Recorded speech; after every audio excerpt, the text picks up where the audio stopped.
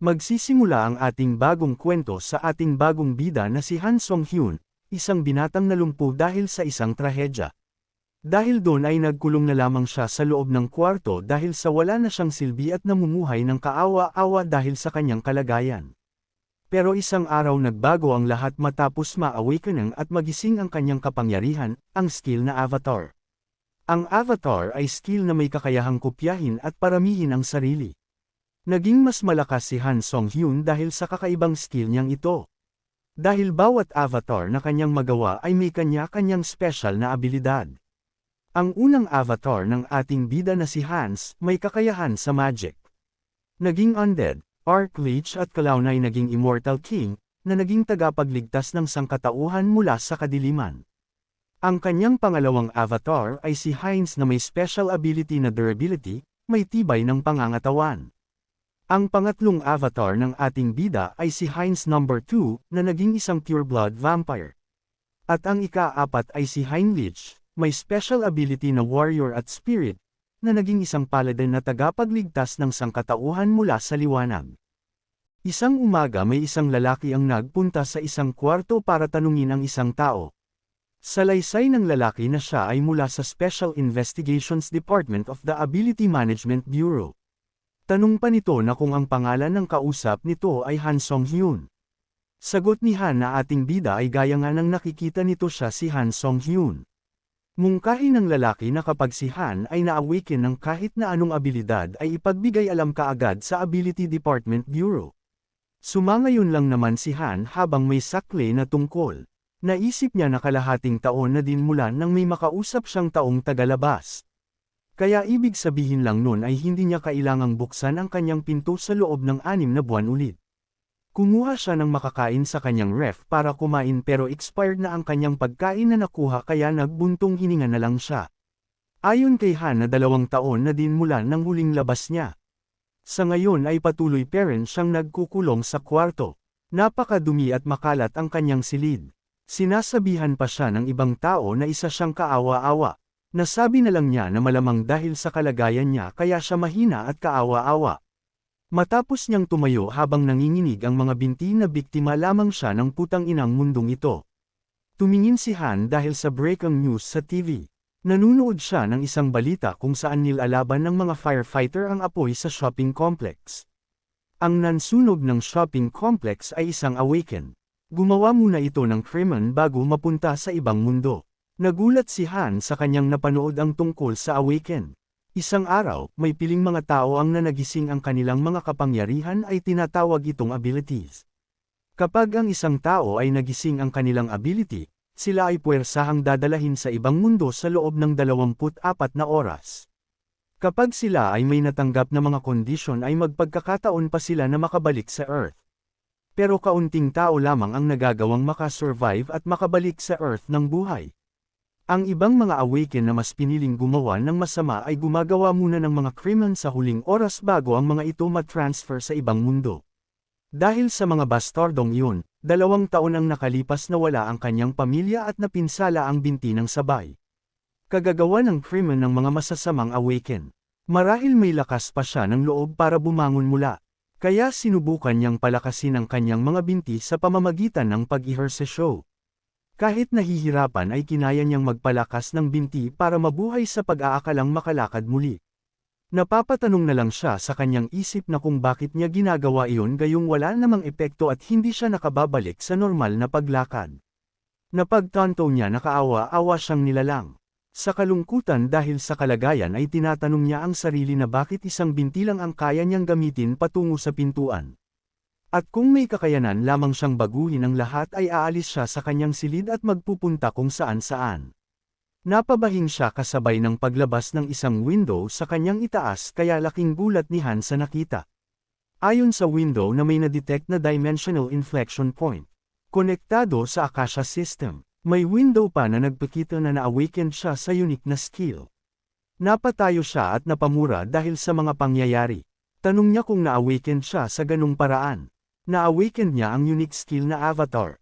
May lumalabas na timer sa window na sa loob ng 24 na mayroon na lamang siyang natitirang 24 na oras.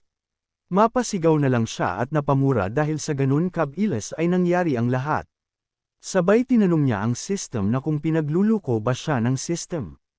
May lumabas na warning sa window na sinasabi na kapag hindi siya pumasok sa transfer zone sa loob ng itinakdang oras ay puwersahan siyang dadalahin sa ibang mundo. Dahil sa warning ay dali-dali siyang nagtatakbo gamit ang isang paa. Takot na takot siya sa maaaring mangyari sa kanya.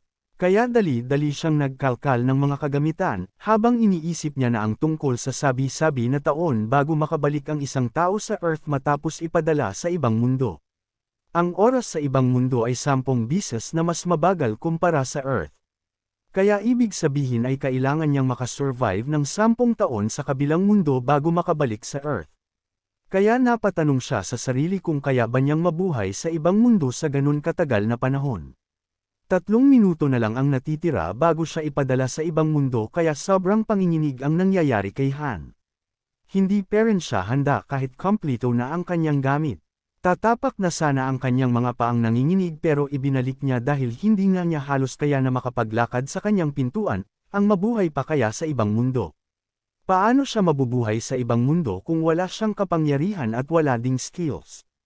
Kaya paano niya magagawang mabuhay sa ibang mundo? Maya-maya ay bigla siyang may naalala. Mayroon nga pala siyang skill. Di na siya nagpatumpik-tumpak ang ginamit niya ang skill na avatar. At sa isang iglap lumitaw sa kanyang harapan ang isang tao na mismong siya rin. Dahil sa kanyang skill na avatar ay nakalikha siya ng eksaktong copy niya. Napagtanto niya na siya rin iyon. Bigla siyang napangiwi dahil nakikita niya ang dalawa niyang mukha. Kaya tumalikod siya dahil sa hindi niya mapagtanto ang nangyayari. Nagulat siya dahil nakikita niya ng malinaw ang buong silid dahil ang nakikita ng kanyang avatar ay nakikita din niya. Napatikip siya ng kanyang bibig dahil ang paggalaw nilang dalawa ng avatar ay nagbibigay sa kanya ng pagkahilo. Kaya imposible ang paggalaw ng magkasabay sa ngayon. Ayon sa window na 1 minuto na lang ang natitira at mapupunta na siya sa ibang mundo. Ayon sa window na pag hindi pumasok sa transfer zone si Han ay puwersahan siyang ipapadala sa ibang mundo. Napasandal siya sa dibdib ng kanyang avatar at nasabi na kahit ang kanyang avatar ay wala ding silbi, kaya bakit siya nagkaroon ng ganong kawalang silbing skill. Sinabi ni Han sa kanyang avatar na kung maaari na ito na lang ang pumasok sa transfer zone para sa kanya. Tumitig sa kanya ng seryoso ang avatar sabay naglakad patungo sa transfer zone. Ayon sa window na ang isang awakened ay nakumpirma, magsisimula na ang pag-transfer. Kumalma na siya dahil may kapalit na siya. Maya-maya na ay nagsimula ng i-transfer ng system ang avatar. Natamba si Han dahil gumana ang kanyang plano. Nawala na ang avatar dahil nakilala ng system na ang avatar ay si Han. May lumabas sa window na ang pag-transfer sa Out Erica ay nakompleto na. Ilang sandali lang ay napunta na ang avatar sa kakahuyang lugar. Tinitigan niya ang kanyang mga kamay at maya-maya ay bigla siyang kinabahan dahil naisip niya na pinadala niya ay ang avatar niya kaya bakit siya ang napunta sa kakahuyang lugar na iyon. Ayon sa window notification na maaari siyang makabalik sa Earth sa pamamagitan ng return option sa Karma Shop. Inutos ng system na mangulikta ng karma habang nasa paglalakbay. Pagtingin niya sa kanyang window na ang kanyang kasalukuyang karma ay 0. Maya-maya ay napangiwi siya sa sakit ng ulo at pagkahilo. Napagtanto niya na wala siya sa kakahuyan dahil nakikita din niya ang nakikita ng kanyang avatar kaya pakiramdam niya ay siya ang nasa kakahuyan.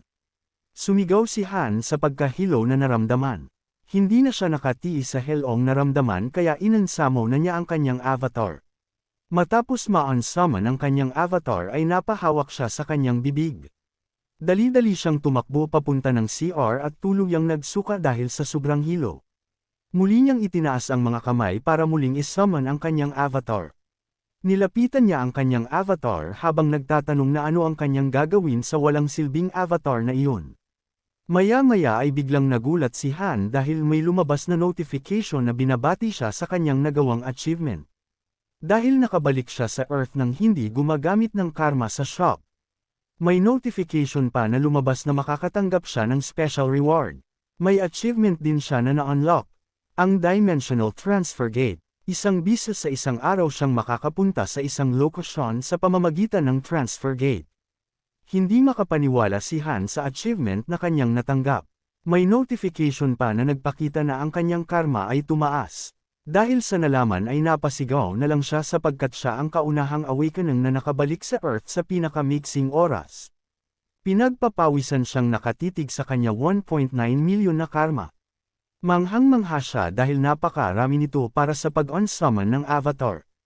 Mayroon siyang 10 taon na halaga ng karma points sa isang iglap lang. Ang karma points ay nakukulikta base sa nagawa ng isang awakened sa ibang mundo. Sa pamamagitan ng pagtalo sa mga halimaw o pagpatay ng kapwa awakened. Masama man o mabuti, pagpatay o sa pagtatrabaho ng mahirap. Ang karma points ay maaaring gamitin sa pagpapalakas ng skill or pagbalik sa Earth. Napapaisip si Han kung may error ba sa kanyang status window. Pero hindi na iyon ang mahalaga dahil nasa Earth naman siya kaya ang return option ay walang halaga sa kanya. Sa pangatlo button ay nakita niya ang enhanced status. Naintriga siya sa enhanced status kaya pinindot niya ito. Pagkapindot niya ay lumabas ang stamina. Enhanced recovery power. May halagang 10,000 karma. Napatanong siya sa isip na kung ano ang enhanced recovery power. Hindi na siya nagpatumpik-tumpik at pinindot niya ang button. Matapos noon ay nagkaroon ng reaksyon ang kanyang mga binti. Naramdaman niya na parang may kakaiba sa kanyang mga binti. Ilang sandali lamang ay ang kanyang injury sa mga binti at paa ay tuluyan ng gumaling. Ang kanyang mga binti na napinsala sa naganap noong trahedya ay nagmarka at tanda ng pagkamatay ng kanyang buong pamilya. At ang kanyang mga pilat ay simbolo ng pagkukulong niya sa kanyang silid. May lumabas na notification na ang kanyang recovery power ay nalampasan ng pamantayang level. Matapos noon ay tuluyan ng gumaling ang kanyang injury at nawala na din ang mga piklat. Nakuha din niya ang skill na super recovery. Ang epekto ay napapahusay ang recovery power. Sumapit ang gabi at si Han ay masiglang nag-ehersesyo habang nakatingin sa kanyang window. Masaya niyang ginamit ang kanyang karma points para malunasan ang kanyang mga binti. Dahil doon ay ramdam niya na mas lumakas pa siya, pero madami pa siyang natitirang karma, kaya napaisip siya kung saan niya ito gagamitin. Tiningnan niya ang pangalawang button at nakita niya ang enhanced possessed skill, may halagang 300,000 karma points. Pinindot niya ito kaagad. Tanong niya na ano kaya ang kaya niyang gawin kapag napaghusay niya ang kanyang skill na avatar. Makalipas ang ilang sandali ay nakangiti siya habang nakatingin sa kanyang avatar na mas nagmukha pang lalaki. Nagsalita ang avatar na may magandang katawan si Han marahil ay nag-exercise ito ng madalas. Sagot ni Han sa kanyang avatar na resulta iyon ng pagsisikap. Ayon kay Han na mula nang siya ay ma-awakened ang avatar skill niya, ang kanyang pag-iisip at nahati sa dalawa. Kaya maaari siyang makagalaw ng malaya. Masaya siyang tinitingnan ang skill niyang nakuha matapos niyang pindutin ang enhanced possessed skill. Nakuha niya ang skill na Mind Hub. Nagagawa niyang salay ng mga kasiyahan at emotion. Maaari lamang niyang tanggapin ang mga impormasyon na kanyang nais. Bigla niyang binigwasan ng suntok ang kanyang avatar kaya tumalsik ito sa pedir.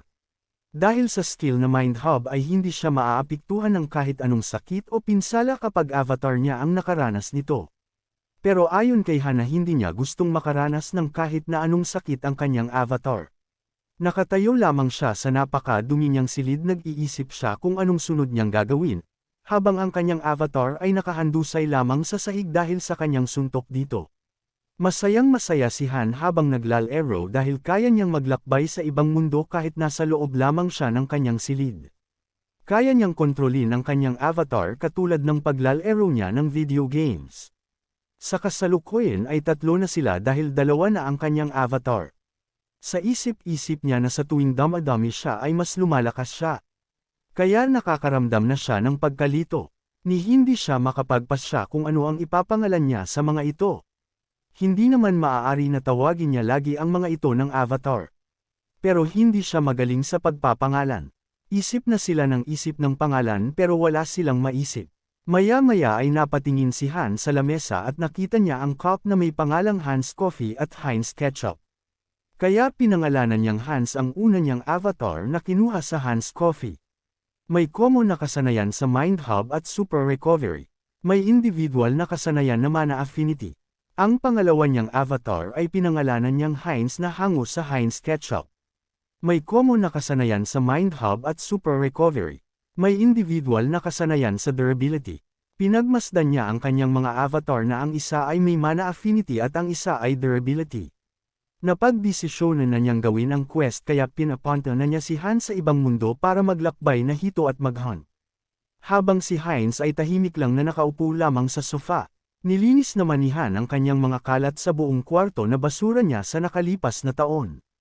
Habang paalis na si Hans para mag-teleport ay napatikip pa ito ng ilong dahil sa baho ng basura na pasan-pasan ni Han. Sa isang iglap ay tuluyan ng nag-teleport si Hans at si Han naman ay naglabas ng pinto para magtapon ng basura. Masaya siya dahil gumagana ng maayos ang skill niyang Mind Hub. Maya-maya ay napansin niya na nakarating na sa ibang mundo si Hans. At sa ibang mundo ay kasalukuyang gabi. Naglingga-lingga siya sa paligid at parang wala namang banta sa kagubatan. Doon sila nagkamali dahil may lumabas na Black Panther sa kanyang harapan na balak siyang gawing pagkain. Tumalon ang Black Panther para lapain si Hans pero dali-dali niyang hinugot ang kanyang patalin para dumipensa. Iniharang niya ang kanyang sandata kaya ito ang nakagat ng Black Panther. Napasabi na lang si Hans ng masama iyon habang nakatingin sa naglalaway na halimaw. Mabilis siyang naka-atres habang iniisip na gaya ng kanyang inaasahan, wala siyang nararamdamang takot o sakit sa lugar na iyon. Matapos noon ay nilagyan niya ng mana ang talim ng kanyang sandata para ipang-atake sa Black Panther. Isang saksak lamang ni Hans sa lalamunan ng hayop ay patay ito agad kaya napaupo siya. Nagbuntong hininga siya habang naiisip na mahina pa siya. Magiging masama kung magtatagal pa siya sa lugar na iyon at may makasalubong na iba pang uri ng mga halimaw.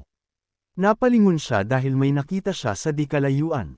Napansin niya ang isang village sa gitna ng kakahuyan. Dali-dali siyang nagpunta doon. Nang makarating na siya ay bumungad sa kanya ang isang matanda na nakangiti sa kanya. Malugod siya nitong tinanggap sa kanilang village at nagpakilala ito bilang si Malcolm ang village chief. Pinapasok ni Malcolm si Hans sa loob at sinabi sa kanya nito na paano si Hans nakaligtas sa kagubatan na puno ng mga mababangas na halimaw. At talagang nakakamangha ito, ngumiti lang naman si Hans. Mungkahi niya sa village chief na kung maaari siyang magpalipa ng isang gabi sa village ng mga ito. Pumayag si Malcolm na manatili siya sa loob ng village dahil kailangan nilang makatulong sa iba. Nakahinga ng maluwag si Hans at nagpasalamat sa kalbong village chief. Saad ng matanda na ngayon lamang niya nakita ang kasuotan ni Hans at mga kagamitan. At kung galing ba si Hans sa malayong lugar? Tumawa lang si Hans at sinabi na nakuha lamang niya iyon kung saan-saan habang siya ay naglalakbay. Sinabi ni Malcolm na masaya siyang makakita ng tagalabas sa mahabang panahon. Sabay alok niya kay Hans nang maiinom sa kanilang taverna. Ilang sandali ay nakahiga na siya sa silid na binigay sa kanya ng village chief. Dagdag pa ni Hans na ang babait ng mga tao sa village na ito. Ilang taong na din mula nang siya ay makisalamuha sa ibang tao at makipag-inuman. Ilang minuto ang nakalipas nang dahil sa kalasinggan ay nakatulog na siya ng mahimbing. Habang mahimbing na natutulog si Hans ay may isang tao na pumasok sa kanyang silid na parang may masamang binabalak. Sa isang banda sa Earth, masayang yumiinom ng alak si Hans sa kanyang silid habang kumakain ng manok na pulutan. Habang yumiinom ay napalingon siya kay Heinz na bagong exercise. Putok na putok ang mga muscle dahil sa matinding mag-workout. Si Heinz ay nagsasiguro ng health training para mas mapahusay pa ang kanyang durability skill. Naisip ni Han na sa anong paraan niya magagamit si Heinz, pero mas mabuti na din na handa ito para sa araw na papupuntahin niya ito sa kabilang mundo. Natuwa si Han habang nakatingin kay Heinz dahil kapag ang kanyang avatar ay butok sa pagsisinay ay mas magagamit niya ito ng mabuti sa kabilang mundo. Si Heinz naman ay biglang nanginig dahil sa sinabi ni Han. Kinuha ni Han ang kanyang laptop para alamin kung anong mundo ang napuntahan ni Hans at kung anong klaseng lugar ay mayroong ang mundong iyon. Sa isip-isip niya na perpekto sa kanya ang Tom Cullen bilang isang commander-in-chief sa kanyang mga avatar. Maya-maya ay biglang siyang natigilan at may naramdaman na nakakainis na pakiramdam. Kasunod nun ay naglabas ng warning ang system na ang avatar ay namatay. Lahat ng kasanayan at naipon na datas ng avatar ay mawawala. Natulala bigla si Han matapos mapagtanto na patay na ang avatar niya na si Hans. Habang binabasa ni Han ang notification ay naiisip niya na nasa village lang naman si Hans pero ang katotohanan ay patay na ito. Sa isang banda ay pakain-kain lang ng manok si Heinz. Inaasahan na niya na kagagawan iyon ng kalbong matandang village chief. Marahil ay dahil sa ipinainom nito kay Hans. Napahawak na lang siya sa kanyang ulo dahil masyadong siyang naging kampante sa hindi pamilyar na lugar. Naiisip niya kung magre-reconnect pa siya sa kanyang avatar na si Hans. Sa isang banda nag-uusap ang village chief at isang lalaki at sinasabi ng village chief na mapapakinabangan nila si Hans. Sumangayon lang naman ang lalaki. Habang nakatingin sa kalansay ni Hans ay sinasabi ng village chief na nakalampas si Hans sa kagubatan ng village nang ito lang mag-isa.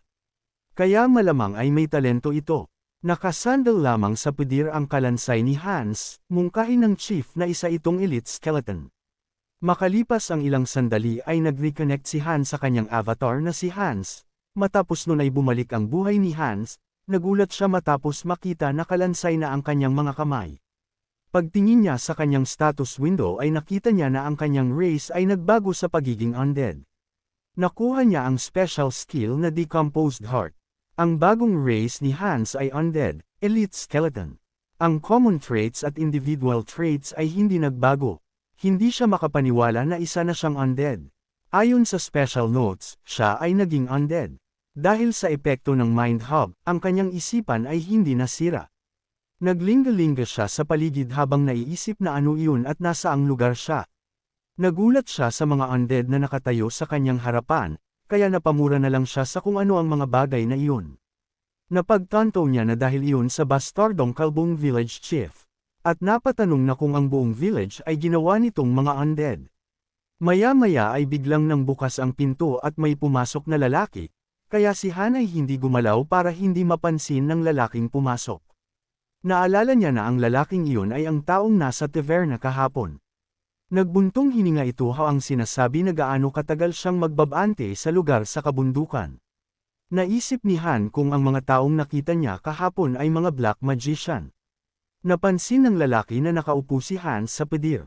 Napapatanong na lang sa isip si Hans na kung napansin ba siya ng lalaki dahil ganon na lang ito makatingin sa kanya at kung napansin ba siya nito na gumalaw. Sinabi ng lalaki na bakit ang isang undead ay nandoon. Dagdag pa nito na hindi ginagawa ng maayos ang mga trabaho ng ibang tauhan. Kaya inutusan nito ang undead na si Han na magpunta sa likudan. Mabilis na kumilos si Hans habang pinagpapawisan at naiisip na wala siyang puso pero parang aatakihin pa siya sa kaba. Habang siya ay lumalakad ay nararamdaman niya ang kapangyarihan ng lalaki na sinusubukan siyang pagalawin ng puwersahan. Kapag hindi niya ito sinunod ay magagawa lamang niya. Pero sa pagkakataong ito ay mas mabuting sumunod na muna. Sinabi ng lalaki na bakit lagi na lang sa kanya inuutos ng matandang iyon na suriin palagi ang mga undead. Napaka-mitikuloso talaga ng matandang iyon. Matapos ma-check ng lalaki ang mga undead ay umalis na din ito at itinaklab ang pinto. Napansin ni Han ang pamilya na kapangyarihan na ginamit ng lalaki para pakilyusan siya. Napatanong siya kung dahil ba iyon sa mana affinity. Naisip niya na magagawa din niyang matutunan ang bagay na iyon kung paano gawin. Sa tingin niya ay magagawa din niyang makontrol ang ibang undead kapag natutunan niya iyon. Isang linggo ang nakalipas sa village.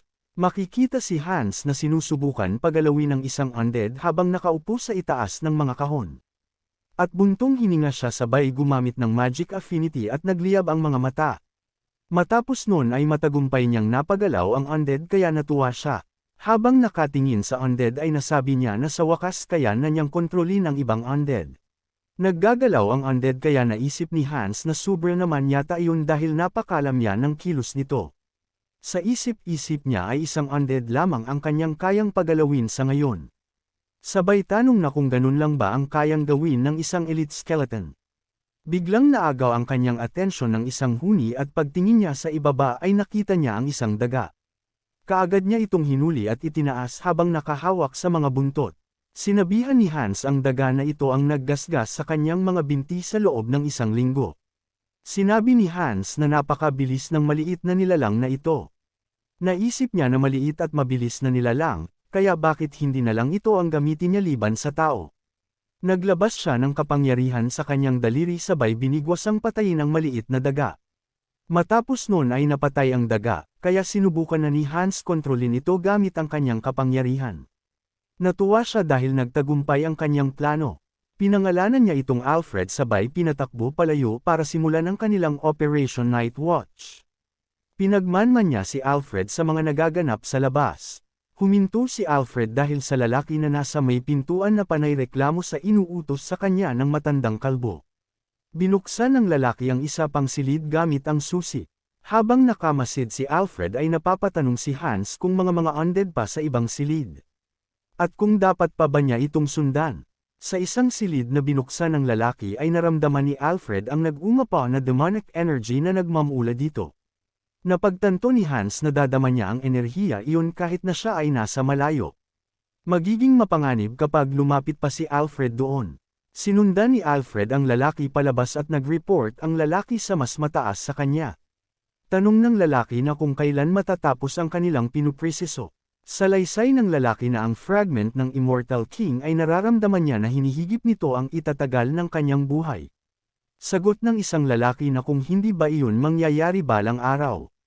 Dagdag pa nito na ang fragment of Immortal King ay inilalagay lamang doon ng kanilang master araw-araw. Reklamo ng lalaki na pati ba naman ang bagay na iyon ay babantayan pa nila. Hindi lang ang village ang pinababantayan nito bagkus pinaglalagay pa sila ng mga bitag sa kada gusali. Kaya sino naman ang makakatas? Natuwa si Hans sa magandang information na nalaman niya. Nalaman niya kaagad ang tungkol sa fragment of Immortal King. Naisip niya na kung saan naman siya hahanap ng iba pang information sa pamamagitan ng dagang si Alfred. Tanong ni Hans na kung nasaan namang lupalop ang bastardong village chief. Biglang may tumusok sa katawan ni Alfred and isang black magic. Sa isang iglap ay natuhog si Alfred. Lumapit ang matandang kalbo kay Alfred habang sinasabi nito na akala niya ay kung sino na, isa lang palang daga ang nagmamatsyag. Napamura na lang si Hans dahil nahuli si Alfred. Napansin ng matanda na isang undead ang daga, pero wala siyang nararamdaman ditong black magic. Pero ang katawan nito ay naglalaman ng dark mana. Natanong na lang ng matanda na kung ang isang iyon ay naging isang natural na dark mana. Sinabi ng chief na may isang lugar lamang kung saan nagmumula ang nag-umapa na dark mana. Tanong ng chief na kung si Jeffy ang nakatukang magbantay ngayon ng warehouse, sumangayon naman ang dalawa. Nang hingi ng tawad si Hans sa daga na si Alfred at pinangako niya dito na ipaghihiganti niya ito. Kaya manood lang ito sa kanyang gagawin na paghihiganti. Ilang sandali ay may sumipa ng pinto, at pumasok ang lalaking nagdadabog at galit na galit itong nagrereklamo na sino naman ang makakaisip na nagmula dito ang daga. Dagdag pa nito na anong mali sa matandang kalbo na iyon. Dahil isa lang naman iyong daga. Sa sobrang galit nito ay napagbalingan nito ng galit ang isang undead na nasa hindi tuwid na pwesto. Humakbang ito palapit sabay binigwasan ng suntok ang undead na naaagnas na. Bulagta ang undead sa sahig. Matapos noon ay sinabunutan ng lalaki ang cocker-ampo na buhok ng undead. Ang undead pala ay ang lalaki na dating kumalaban sa kanya. Sinabi ng lalaki na kung sa tingin ba ng undead ay hindi niya kayang saktan ang pamilya nito. Ngumiti ang baliw na lalaki at nasabi na hindi nga pala makakapagsalita ang undead dahil pinutulan niya ito ng dila noon. Matapos noon ay ibinagsak ng lalaki ang undead sa sahig at iniwan ang nakabulagta.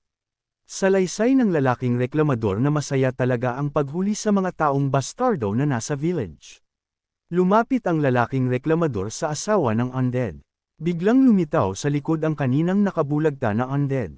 Ibinuko nito ang mga bibig para kagatin sa leeg ang lalaki. Napaupo ang lalaking reklamador kung bakit siya kinagat ng undead at kung bakit ito kumilos ng kusa. Inutos ng lalaki na huminto ang undead at huwag lalapit. Naglabas na ng black magic ang lalaki para wasakin ang undead. Pero mabilis siyang pinigilan ng babaeng undead at tinakpan ang bibig. Nagsimula na ding gumalaw ang ibang undead para pagtulungan ang lalaking reklamador. Wala nang nagawa ang lalaki dahil sa dami and undead. Sa bandang likuran ay tahimik lang si Hans habang nagbabanta na iyon na ang simula ng paghihigant ng biktima. Nagtonggo si Heinz sa village na pinuntahan noon ni Hans.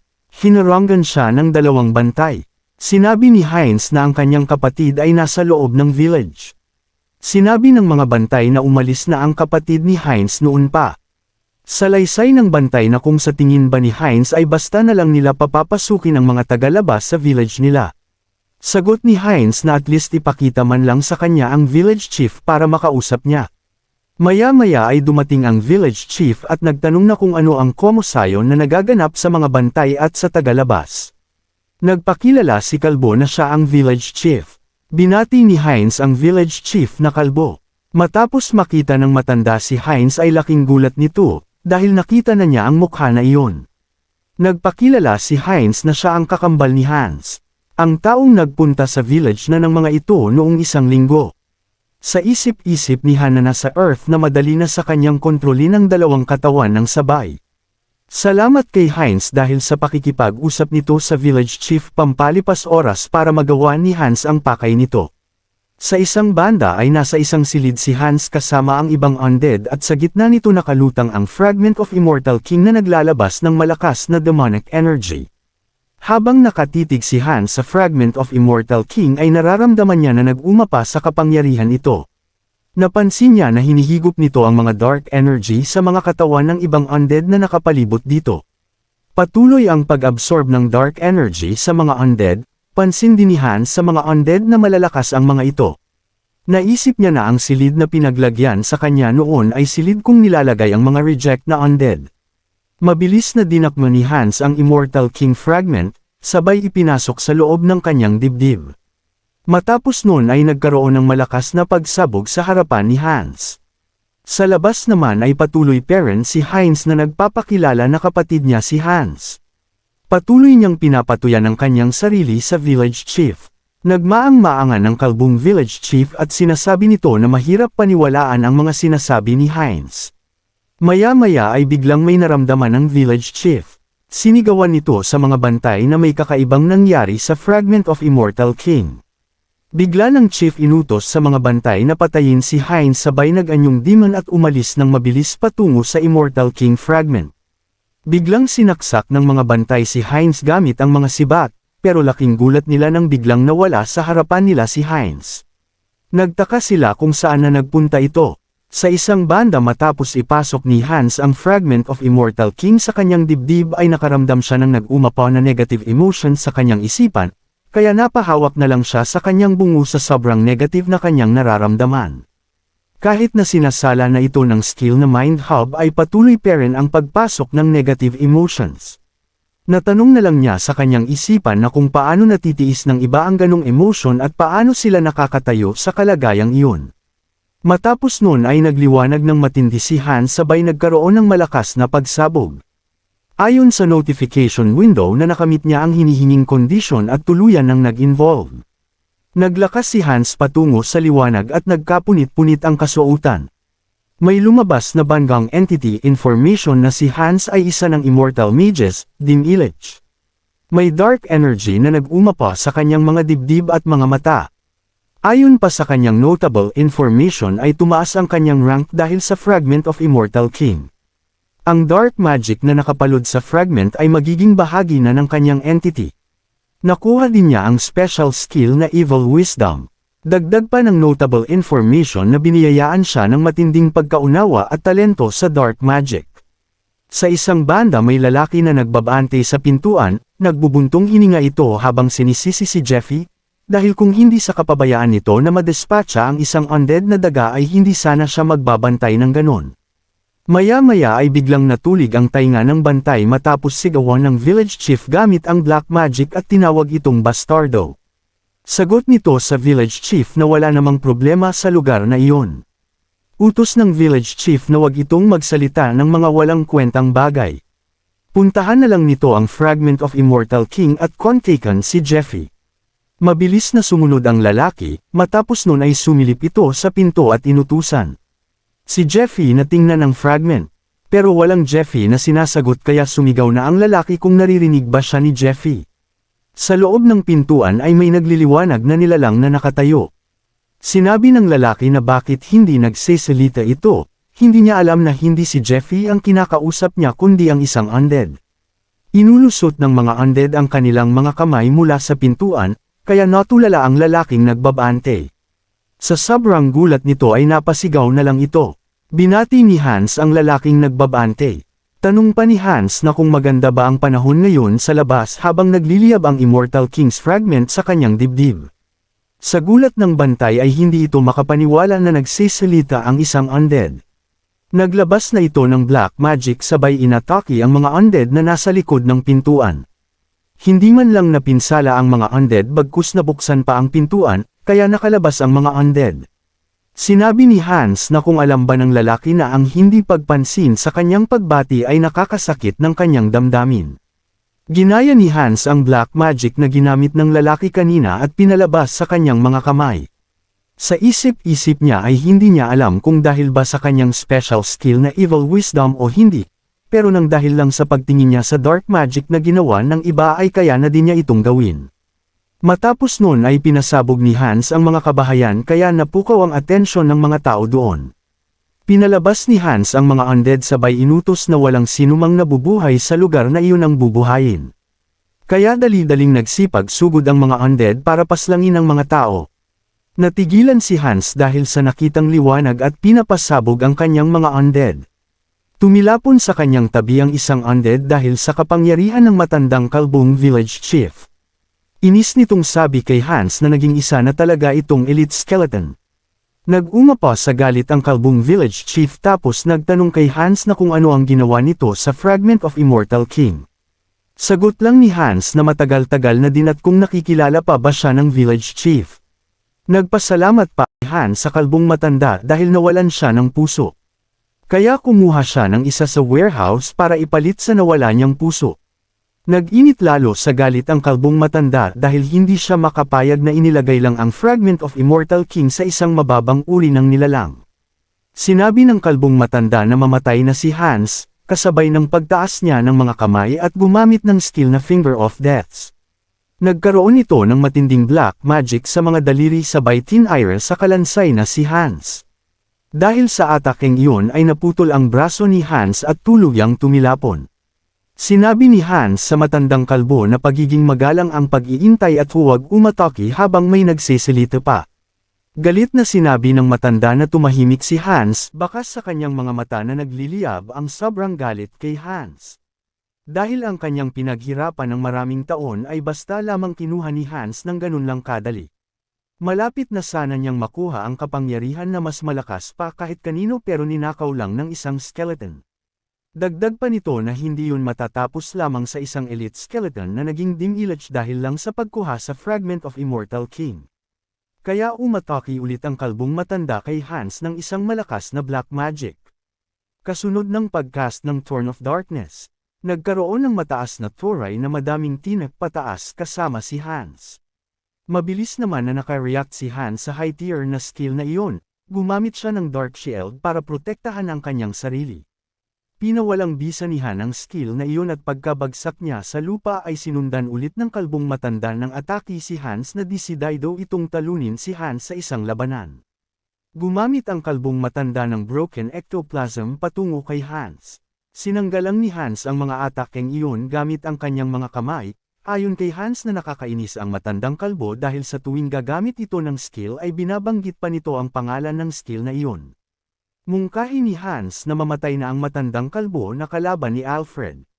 Tanong ng matandang kalbo na sino naman si Alfred, dagdag pa nito na kung kilala ni Hans ang mga tao sa buong village at kung plinano nito ang lahat ng nangyari. Sa likod ng kalbong matanda ay may lumabas na skill na broken ectoplasm na nakopya niya sa skill ng matanda. Napansin kaagad ng matanda ang atake ni Hans kaya nakapag-react ito agad at nakagawa ng dark barrier para sanggahin ang atake ni Hans. Nahihirapan ang matanda sa lakas ni Hans kaya napaisip na lang ito na di na mahalaga kung sino si Alfred. Dahil si Hans ay may abnormal na lakas. Tanong pa nito na kung iyon ba talaga ang tunay na kapangyarihan ng Fragment of Immortal King. Itinaas ng village chief ang mga kamay nito habang sinasabi na wala na siyang dapat pang sayanging oras. Sa isang banda may dalawang dark mages ang nakikipaglaban sa mga undead ni Hans.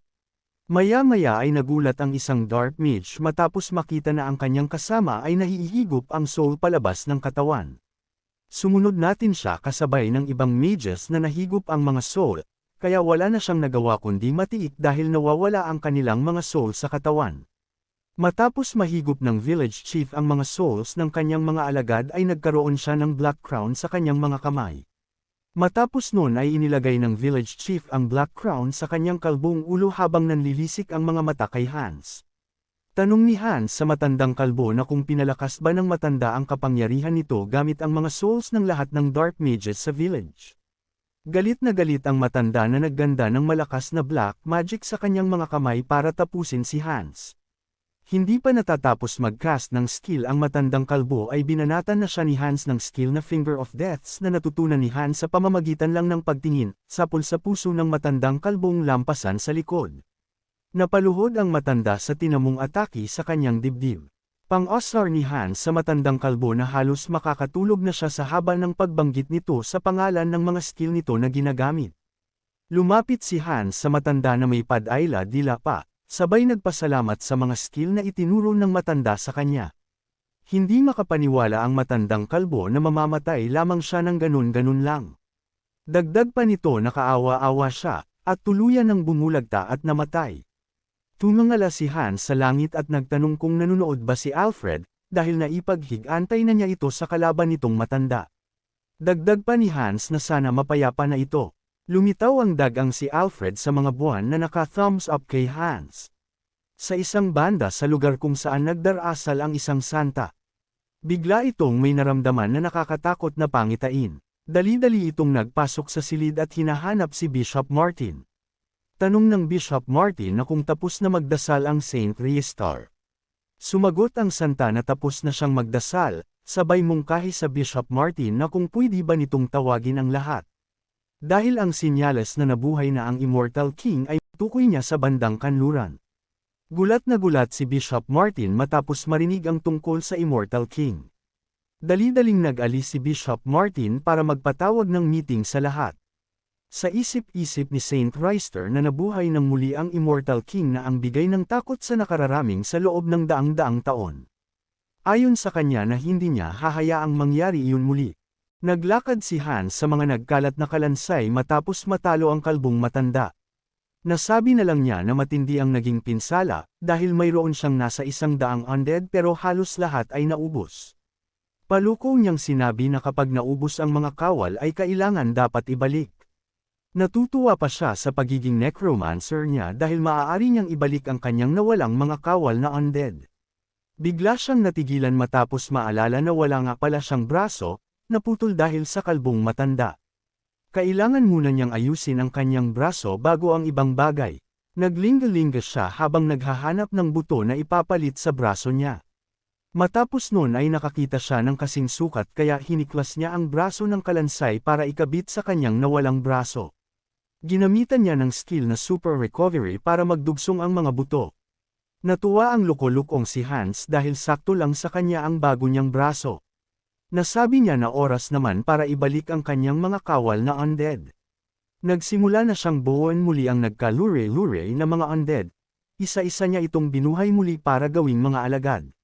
Namamangha pa rin siya sa karunungan na bigay sa kanya ng Fragment of Immortal King dahil sa mabilis siyang nakakagamit ng dark magic at natututunan sa isang tingin lang. Patuloy pa rin siya sa pagbuo ng mga kalansay pero biglang nawasak ang kalansay sa kalagitnaan ng kanyang pagbuo. Takang-taka at di makapaniwala ang loko-lukong si Hans sa nangyaring hindi niya inaasahan. Napatanong na lang sa kanyang isip kung bakit hindi nagumana ang kanyang ginawa. Habang nakatitig siya sa mga undead na kanyang binuhay ay napagtanto niya na matapos niyang gawin ng paulit-ulit ang bagay na iyon at nagsimula na iyong maghang. Kaya napalingon siya sa bangkay ng kalbong village chief at may naisip na bagay na pwede niyang gawin dito. Sinabi ni Hans na gagawin niyang undead ang kalbong matanda at pagkatapos ay kukunan niya ito ng information. Laking pagtataka niya matapos hindi maging undead ang matanda at hindi gumana ang kanyang kapangyarihan. Kaya inangat na niya ang matanda para suriin. Napansin niya na walang soul ang matanda kalbo dahil inalis iyon ng magic circle na nakalagay sa dibdib nito. Napagtanto niya na nilagay iyon bilang protection ng lihim ng isang organization. Ibinagsak niya ang bangkay ng matanda habang sinasabi na hindi na iyon mahalaga, kaya gagamitin na lang niya ang katawan ng matanda. Naghanda si Hans ng dark magic sa kanyang mga kamay para gawing top tier na undead ang matanda na may sariling kamalayan at fighting skill. Matapos nun ay ginawa na niya ang kanyang balak sa matanda at ginamitan ng dark magic. Kinuha niya ang natitirang alala ni Malcolm at nilagyan ng ego. Unti-unting naging kalansay si Malcolm pero hindi naalis ang balbas. Makalipas noon ay tuluyan ang nagkamalay ang undead na si Malcolm na may nagliliwanag na pula at lilang mga mata. Isang undead skeleton na may tungkod at tinatawag na Death Wizard. Sinabi ni Malcolm na nag-aantay siya sa utos ng kanyang master. Namangha si Hans dahil nakakapagsalita si Malcolm. Hindi lang ito nakakapag-isip bagkus nagsasalita din. Utos ni Hans kay Malcolm mula ngayon ay susundin na nito ang kanyang mga utos. Maya-maya ay sinapak ni Hans si Malcolm sa ulo dahil sa tagal nitong sumagot. Nagkang sisigot si Malcolm kaagad dahil sa takot kay Hans. Sa isip-isip ni Hans na walang maalala si Malcolm sa nakaraan nitong buhay, pero hindi ibig sabihin ay mawawala na din ang nagawa nitong krimen. Patuloy pa rin niya itong haharazan sabay tawa. Biglang tinawag ni Hans si Malcolm kaya dali-daling sumagot ang takot na Malcolm. Tatakutin lang pala ng loko-loko si Hans ang sobrang kabadong matandang undead at tinangkal niyang agawin ang tungkod ni Malcolm. Makalipas ang ilang sandali ay pinatipon niya ang mga kalansay sabay naglakad siya sa harap ng mga ito. Napansin niya ang zombie na pinatay ni Jeffy na kasama niya sa isang silid. Sinunog niya ang mga undead habang sinasabi na magpahinga na ang mga ito ng payapa. Sa isang banda masayang-masaya si Han dahil masarap ang pagkain na kanyang kinain habang nasa loob ng kanyang silid. Kinuha niya ang kanyang cellphone para i-check kung magkano na ang halaga ng gold sa kanilang panahon. Sa kabilang mundo nakita ni Hans ang napakaraming gold sa kwarto na tinitirhan ng kalbong village chief. Namangha pa siya dahil napakaraming treasure ang nakalagay doon. Nagpasya siyang tingan ng mga loot na nakuha ni Hans kaya sinubukan niyang isummon pabalik ang kalansay na si Hans.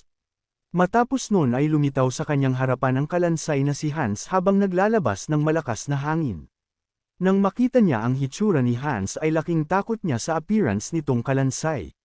Bakas sa mukha niya ang kaba at napagdesisyonan na i-unsummon si Hans. Nang ma-unsummon na si Hans ay napasabi na lang siya na muntik na siyang mamatay sa anyo ni Hans. Napakamot siya sa kanyang ulo at naiisip na kung isa-summon ba niya ulit si Hans. Pero hindi kailangan muna niyang palakasin ang kanyang unique skill. Kaya inilabas na niya ang kanyang karma shop para sa kanyang pakay. Napansin niya na madami siyang nakuhang karma points dahil nung last na check niya ay nasa 400,000 karma na lang iyon, pero ngayon ay mayroon na siyang 772, 208 karma. Kaya di na siya nag-atubiling pindutin ang unique skill na may cost na 300,000 karma. May lumabas na notification na nadagdagan ng pwede niyang ilabas na avatar. At ang kanyang mental strength ay nakaabot na sa standard. Nakuha din niya ang skill na Serenity. Ang kanyang bagong skill na Serenity ay pinipigilan ang kanyang isip na tumanggap ng mga negative stimuli at pinuprotektahan laban sa mental attack. Makalipas ang ilang sandali ay makikitang nagsisilid ng mga kayamanan si Hans sa paper bag. Kahit na nasa tabi na niya si Hans ay hindi na siya natatakot dahil sa kanyang unique skill. Si katulad ng Mind Hub, ang skill niyang Serenity ay pwedeng i-apply sa kanyang buong katawan. Natutuwa si Han dahil lahat ng skill na kinakailangan niya ay nakukuha niya. Matapos nilang mailagay ang mga kayamanan sa paper bag ay nagpasya na siyang ibinta ang mga treasures. Makalipas ang ilang sandali ay nakarating na siya sa bango at ibinagsak ang napakarami niyang pera na napagbintahan ng mga kayamanan. Silaw na silay ang manager at mga staff sa napakaraming kumikinang na pera ni Han. Utos ni Han sa mga staff na ilagay lahat sa kanyang account ang lahat ng mga pera na iyon. Umalis na Han na may ngiti sa mga labi habang ang manager at staff ay nagpapasalamat kay Han sa pagtangkilik sa kanilang bangko. Nakatingin siya sa kanyang anino habang iniisip na kung sandali na may masamang mangyari ay nakatago lamang si Han sa kanyang shadow para ipagtanggol siya gamit ang magic. Nilagyan niya ng maskara si Hans in case na isummon niya ito. Nakangiti siya habang sinasabi na nag-aalala siya para sa wala. Habang nasasabi niya iyon ay biglang nagkaroon ng pagsabog sa bangkong pinagdeposituhan niya. Kagagawan pala iyon ng awakened na may anyong wolf habang tumatawa ito. Sinabi ng werewolf sa kasama nito na naka-jackpot sila sa dami ng pera na nakuha nila. Sinabi ng werewolf na sinong mag-akala na madami palang gold sa ganung lugar. Sagot ng lalaking may takip ang mukha na wag na muna itong magyabang bangkus, tumakbo na lang muna sila. Kaya mabilis na tumalon ang wolf at tumakbo palayo habang nakasakay sa likod ang kasamang lalaki. Bumungad sa harapan ni Han ang mga kawatan na awaken. Napansin niya na mga villain ang mga ito. Villain ang tawag sa mga awaken na gumagawa ng krimen gamit ang kanilang awaken power. May mga guardians naman na nagpaprotekta sa mga tao pero nakakagawa pa rin ng mga krimen ang mga villain. Gaya ng nangyari sa kanya ilang taon ang nakalipas. Dahil nakaharang si Han sa daan ng mga villain ay binigwasan siya ng werewolf ng isang suntok sa mukha para patabihin sa daanan.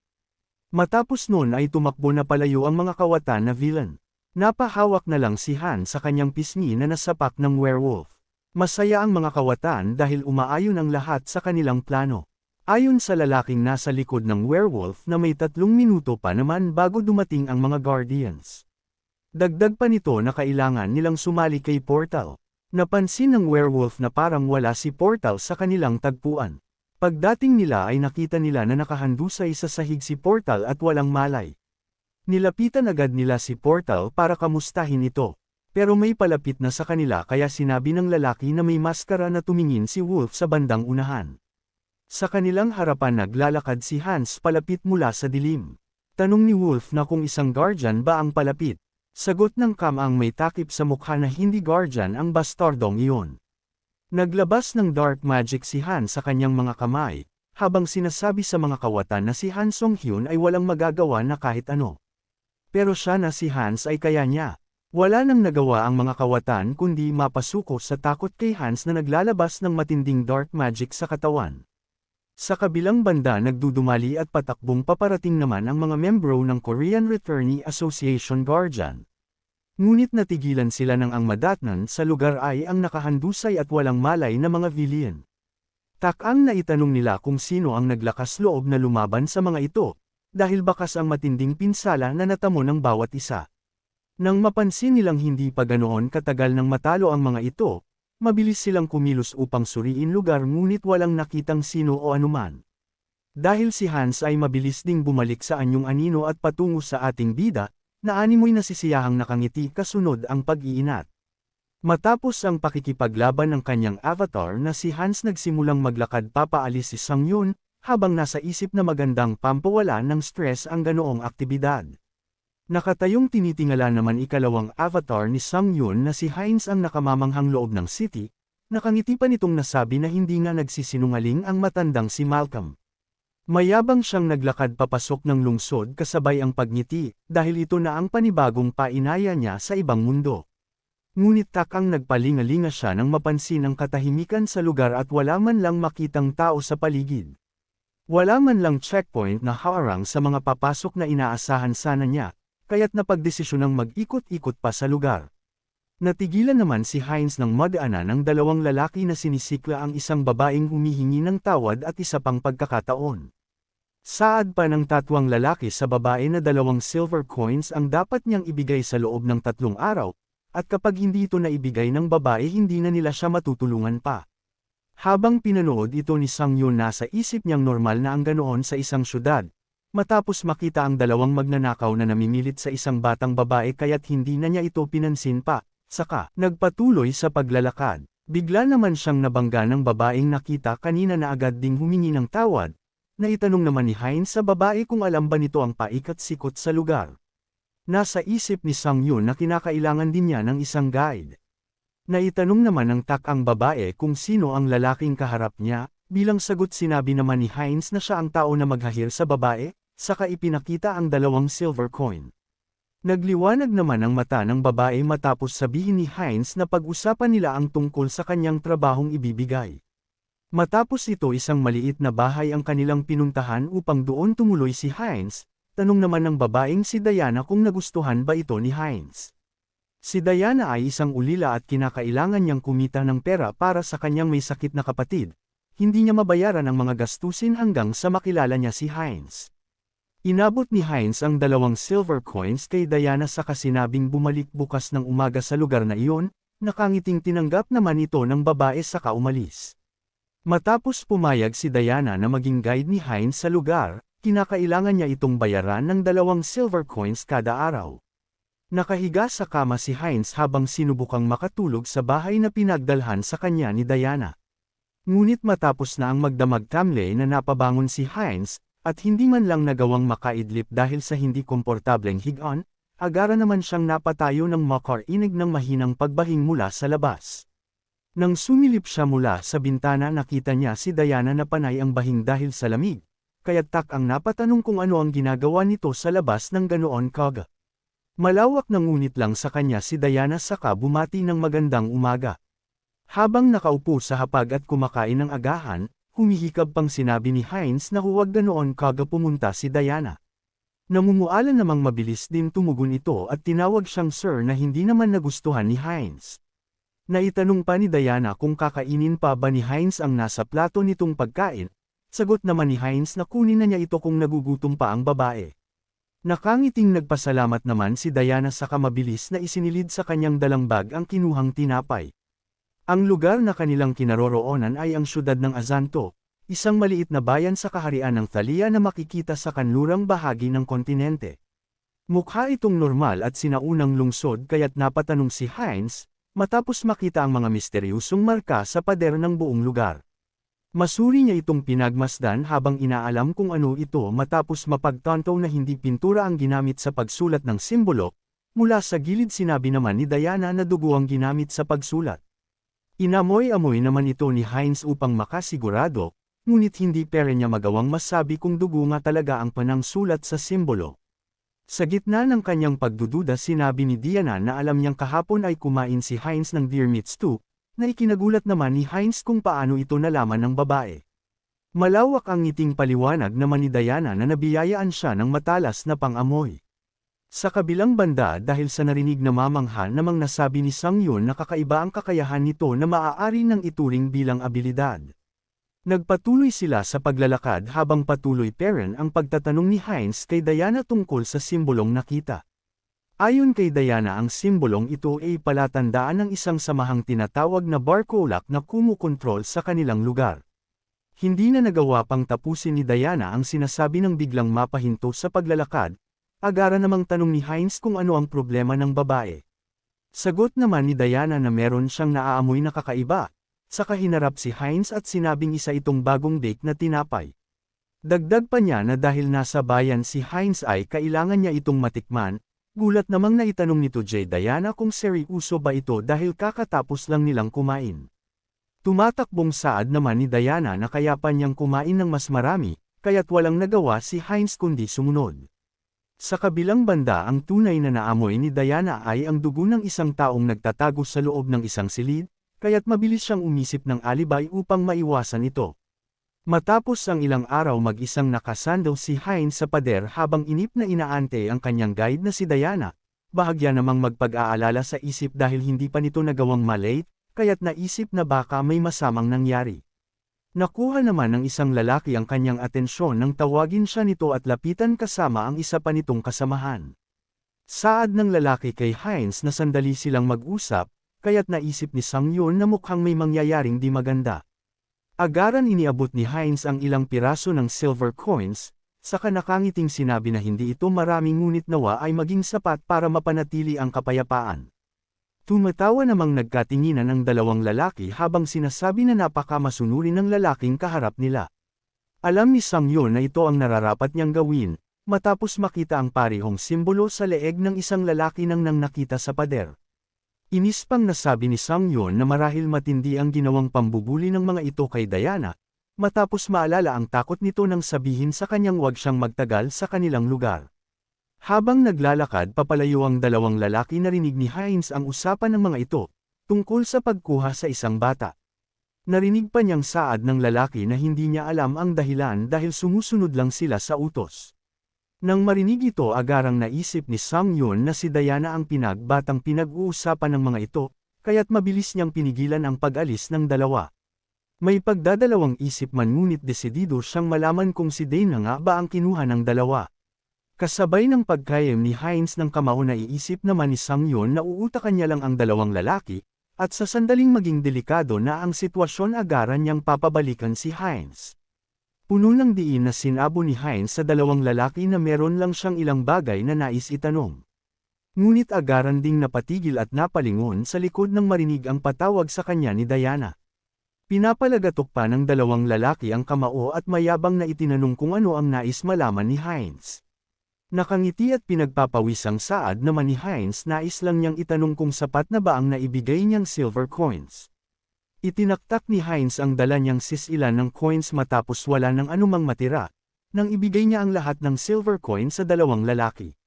Inis niyang paninisi niya kay Diana na ito ang dahilan kung bakit naubos ang lahat ng pera. Dahil sa pagiging late ng pagdating ng babae, sinabi pa ni Heinz na hindi niya ito papakainin. Malungkot naman ang mukha at puno ng pag-aalala namang sinabi ni Diana na nawawala ang kanyang nakababatang kapatid. Naluluhang kwento pa nito na pinakain pa niya ang kapatid ng tinapay na galing kay Heinz at gumagaling na ito, ngunit ngayon ay hindi na niya mahanap ang kapatid. Nang marinig ito sa pamamagitan ni Heinz, naalala ni Sang-yeon ang pinag-usapan ng dalawang lalaki tungkol sa kinuhang bata, kaya't naitanong ni Heinz kung may posibilidad ba na may kinalaman ng bulk oryx sa nangyari. Pahayag pa ni Heinz na narinig niya ang pag-uusap ng mga ito tungkol sa pagkuha ng mga ito sa isang bata. Lupaypay namang napaluhod sa hig si Diana at animoy aligagang napahagulgol. Pag-aalo naman ni Heinz sa babae na wag na itong umiyak dahil handa siyang tumulong sakaling humingi ng ransom ang mga ito. Animoy masisiraan ng bait namang sinabi ni Diana na kung totoong ang mga barkolak ang kumuha sa kapatid, siguradong mamamatay si Aaron dahil ayon kay Diana hindi pera ang gusto ng mga ito kundi dugo. Nang marinig ito, gulat na napatanong naman si Heinz kung bakit ito ang naisip ni Diana.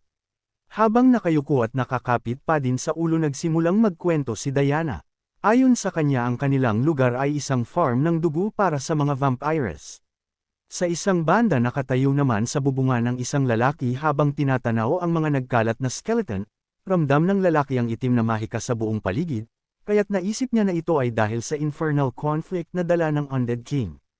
May panghihinayang pang nasabi ng lalaki na hindi nito nagawang makuha ang pinapalaking energy na nakuha na ni Hans.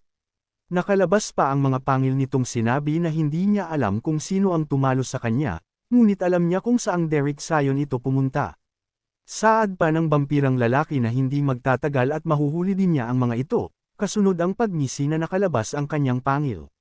Di makapaniwalang tanong naman ni Heinz kung totoo ang vampira na sinasabi ni Diana, na mabilis namang pinatutuhanan ni Diana matapos sabihing lahat ay organisasyon kabilang na ang Balcolak, ay pinamumunuan ng mga vampira.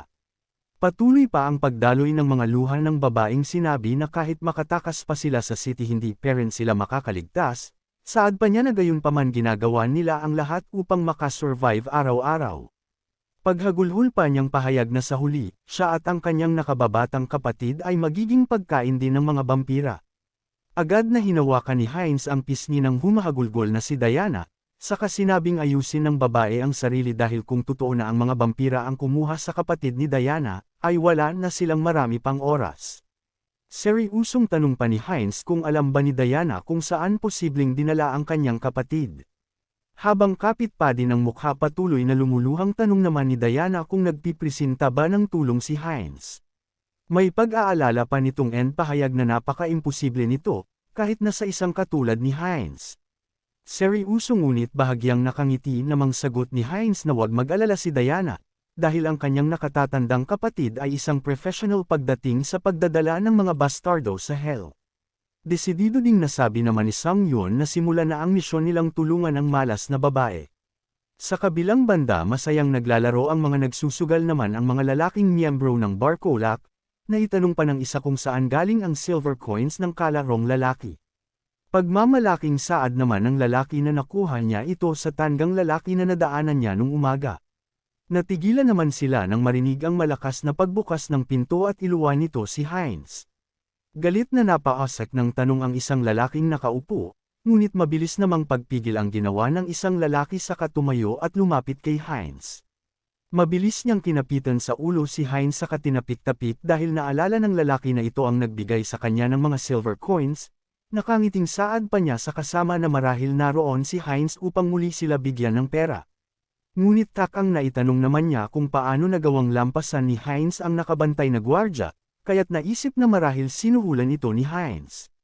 Habang walang kaalam-alam na nagtatawanan sila sa loob ang gwardiyang kanilang pinag-uusapan, ay paluhod na wala ng buhay dahil sa pagkakauntog sa pader. Ikinagulat naman ng lalaki ang narinig matapos seryosong itanong ng hawak na si Heinz, kung saan nila dinala ang batang tinutukoy nila sa usapan kahapon, habang nasa likuran nito ang isang nangangintab na kutsilyo. Nakadurong inis na tanong naman ng lalaki kung nasisira na ba si Hines, dahil di nito kilala kung sino ang kanyang binabangga. Hindi pa man natatapos sa sinasabi ay agad na napatingala ang lalaki, dahil sa ginawang pagtutok ni Hines ng kusilyo sa kanyang leeg. Saad pa ni Hines na alam niya kung anong uri ng hanggal ang lalaki, na nagpapahirap sa ibang pamilya para sa kanyang makasariling kasiyahan. Galit pa niyang pahayag na nagganoong tao ay isa lamang basura, sa kaagarang ginilit ang leeg nito na naging dahilan ng agaran nitong pagkamatay. Habang pinapanood ni Sang-yun ang mga kaganapan, na sabi niya na napatumba na ang isa kaya't dalawa na lang ang natitira. Napasigaw naman ang dalawa pang kasamahan ng lalaki at agarang napaatras, antapang tanong ng mga ito kung alam ba ni Hines kung nasaang lugar siya. Naanimoy nagbabanta. Dahil taglay ni Hines ang tibay at mabilis na pag-recover, na sabi ni Sang-yun na sapat na ito upang makipaglaban. Mabilis niyang sinugod ang dalawa habang nakatutok ang hawak na kutsilyo, na agaran ding iniwasan ng dalawa o ang basurang kalaban. Nagawa pa ng isang lalaki na masagsak si Hines, ngunit gulat na nanlaki ang kanyang mga mata, nang di man lang ito tumalab sa katawan ni Hines. Parang kidlat sa bilis na pinukpok ni Hines ang ulo ng lalaki. Sa lakas nito walang malay na bumagsak ang lalaki. Nakangiting sinabi ni Hines na tanga ang lalaki dahil ang suot anti-kickbox suit na mula sa Korea, kaya't hindi tatalab ang anumang matalim na bagay. At dahil inakala ng lalaking kalbo na ang atensyon ni Hines ay nasa nakahandusay na kasamahan, malakas na pagbuwelo ang kanyang ginawa ipang atakihin ang nakatalikod na si Hines. Agad naman itong naramdaman ng avatar kaya't mabilis na gumamit ng magic barrier upang salagin ang atake, halatang ikinagulat naman ito ng kalbong lalaki at agarang napaidtad ng ibaon ni Hines ang kutsilyo sa dibdib nito. Natalo niyang lahat ang tatlong lalaki nang napakabilis sa tulong ng dala niyang mga magic items. Nakatayo siya sa harap ng mga walang buhay na lalaki habang iniisip kung marami ba siyang nadalang magic item, dahil hindi pa man lang nangangalahati ang nagagamit niya. Napalingon naman si Hines nang marinig ang sigaw ng lalaking papababa sa hagdan kasama ang kanyang mga kasamahan na nagkakagulo din dahil sa senaryong naabutan. Dahil sa ingay ng mga ito, nasabi ni Sang-yun na nakakarindi ang malalaki ng bunganga ng mga ito na kasalukuyang handa ng atakihin si Hines. Isa-isang tinalo ni Hines ang mga mayayabang na lalaki at matapos ang ilang minuto, makikita ang humahanggos na si Hines sa gitna ng lupaypay ng walang buhay na mga lalaki. Nasabi pa niya na dahil sa dami ng mga ito ay nawala na siya sa bilang, natigilan naman siya ng isang matalim na bagay ang tumama sa kanyang likurang bahagi ng balikat. Agad niya itong tinanggal sa kamabilis at dahil sa kanyang abilidad mabilis na humilam ang sugat.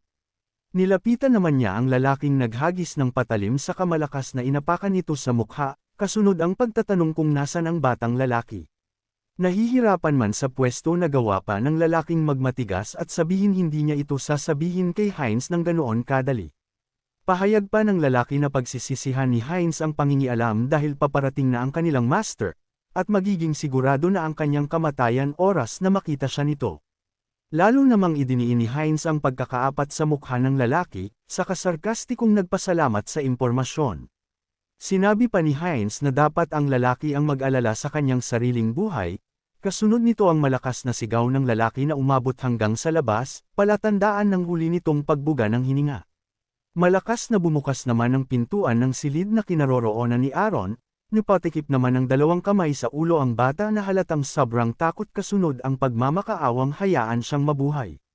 Naglakad naman papasok si Hines sa kamalumanay na sinabi sa bata na huwag itong mag-alala, dahil naroon siya upang iligtas si Aaron base sa hiling ng ate nitong si Diana.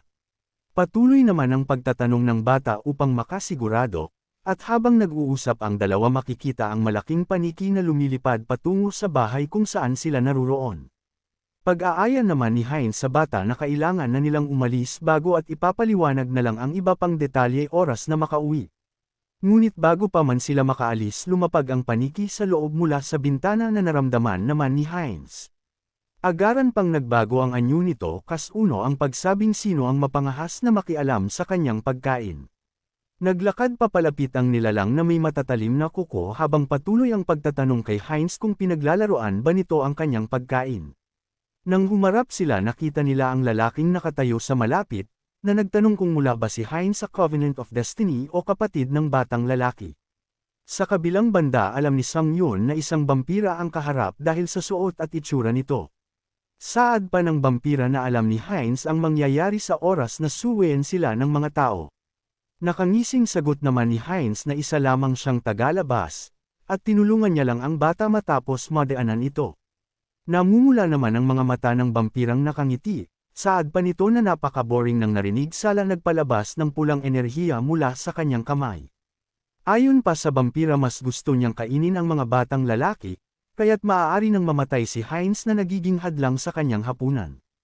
Agad niyakap ni Hines ang batang si Aaron upang maiwasan nila ang malakas na atakeng pinakawalan ng vampira, kaya't tumalsik ang isang malaking sisidlan at tumilapon ang laman nito matapos tamaan. Nakahigang bumagsak sa sahig si Hines at Aaron, yakap niya ito upang di tamaan at masalaw niya ang mga piraso ng kahoy na tumalsik. Nang bumangon si Hines agad niyang kinamusta ang batang nakahiga parent, at nakuha naman ng amoy matapang na alak mula sa sisidlang natamba. Matapos ibangon ng bata sinabi ni Hines dito na ito na ang pagkakataon upang tumakbo ito papalayo, samantalang seryoso namang sinabi ng vampira na mabilis pa si Hines kesa sa inakala niya, dahil sa ginawa nitong pag-iwas sa kanyang pinakawalang atake. Iginagalaw pa nito ang matutulis niyang kuko saka sinabing bago ang pagkain, magandang idea ang mag-warm up muna saka mabilis na sinugod si Hines. Pasiga namang inutos ni Hines kay Aaron na tumakbo na ito paalis, at pinagbilinan pa na huwag babalik doon anuman ang mangyari. Agarang pag-iwas naman ang muling ginawa niya sa atake ng vampira, ngunit gulat na napatulala na lang siya nang igiyan nito ang matutulis na kuko upang siyang atakehin muli. Sinubukan pa itong iwasan ni Hines ngunit agaran ding bumaon ang matutulis na kuko ng vampira sa kanyang katawan, kaya't nabitawan niya ang hawak na kutsilyo. Gayunpaman napansin ng vampira ang tibay ng katawan ni Hines, maging ang taglay nitong recovery ay nakamamangha. Napapangiwit na lang si Hines sa sakit dahil sa mga kuko ng vampirang nakabaon sa kanyang katawan. Nasabi pa ni Sang-yoon na ang lakas sa pagitan ni Hines at ng vampira ay lahang malayo. Saad pa ng vampira na kahit wala sa menu ay magiging masarap na pagkain si Hines, kasabay ng pagdilap sa sariling labi na animoy natatakam. Alam ni Sang-yoon na kung hindi nagbibiro ang vampira ay ito na ang kanyang katapusan, ngunit wala siyang balak na basta sumuko kaya sinubukan niyang suntukin ang vampirang kaharap. Humiwalay ang braso ni Hines matapos utong hatiin ng vampira gamit lang ang isa nitong kuko, kaya't wala siyang nagawa kundi manlaki ang mga matang tumitig. Ayon pa sa vampira kailangan niyang himayin ang katawan ni Hines ng kaunti bago ito tuluyang kainin. Napaangat na lang si Hines nang muli siyang tusukin ng mga kuko nito, habang ang kabila niyang braso ay putol na kaya't wala nang magawa pa. Sinabi pa ng vampira na ang walang kwentang pang-aabala sa kanya ni Hines, ay pagbabayaran niya ng kamatayas sa kaakmang kakagitan ang leeg nito. Nang makita naman ni Sang-yoon ang ganong kalagayan ng kanyang avatar na sabi niya, na sa pagkakataong malaki ang lamang ng lakas ng kalaban ang magagawa nilang niya ay sabay na silang mamatay. Kasunod nito iniluwa ni Hines mula sa bibig ang isang fire magic tool, kaya't mabilis siyang itinulak papalayo ng vampira nang magsimula na siyang umapoy. Napangirig na lang ang vampira saka naitanong kung kailan na itago ni Hines ang tool sa kanyang bibig. Hindi naman nagawang sumagot ni Hines dahil nag-umapoy na ang katawan nito hanggang ulo, ngunit saad ni Sang-yoon na nagawa niya itong itago nang bumagsak sila ni Aaron. Naisip niya ito nang makita ang tumapong alkohol sa sahig, na maaaring makapagpabago ng sitwasyon. Mabilis niyang sinugod ang tarantang na paatras na vampira dahil ayon dito mamamatay silang pareho sa oras na kumalat sa buong lugar ang apoy, at dahil sa bilis ng vampira agad niyang naiwasan ang tangkang pagdagan sa kanya ni Hines. Dahil dito tumatawang pagmamaliit niya na isang basura si Hines, ngunit gulat na nanlaki ang mga mata niya nang malakas siyang antugan ni Hines gamit ang ulo nito. Tumilapon sa sahig ang mayabang na vampira habang si Hines naman ay patuloy ang pag-apoy ngunit baliwala lang ito sa kanya dahil sa taglay na matibay na katawan at mabilis na recovery. Sigaw pa niya sa vampira na siya ay isang matibay na putahe kasunod ang pagdagan dito. Napasigaw na lang sa takot ang vampira dahil alam na niya ang mga susunod na mangyayari. Malakas na pagsabog ang naganap sa lugar at natupok ang buong bahay na kanilang kinaroroonan. Sa kabila ng malakas na pagsabog na iyon makikitang lupaypay na nakahiga si Hines sa pader, habang namumungay ang mga matang pinagmamasdan ng kisame. Nakangiti pa niyang saad na sa ganoong kalagayan ay nagawa pa niyang makaligtas. Nasabi pa niya na ang pagiging matigas ay maaari ring maging problema. Kasunod yun sandali pa niyang pinagmasdan ang itaas at habang nasa ganoong kalagayan ang avatar na si Hines, nasabi naman ni Sang Yun na ang mismong tulungan ng malas na babae ay matagumpay. Mula sa labas ng bahay na nasusunod na luluhang tinatawag ni Diana si Hines, habang yakap naman nito ang kapatid na puno din ng pag-aalala sa lalaking nagligtas sa kanya. Ayon sa notification na dumating kay Sang-han na matay na ang kanyang avatar na si Hines, at ang muli itong mabubuhay sa loob ng 7 araw.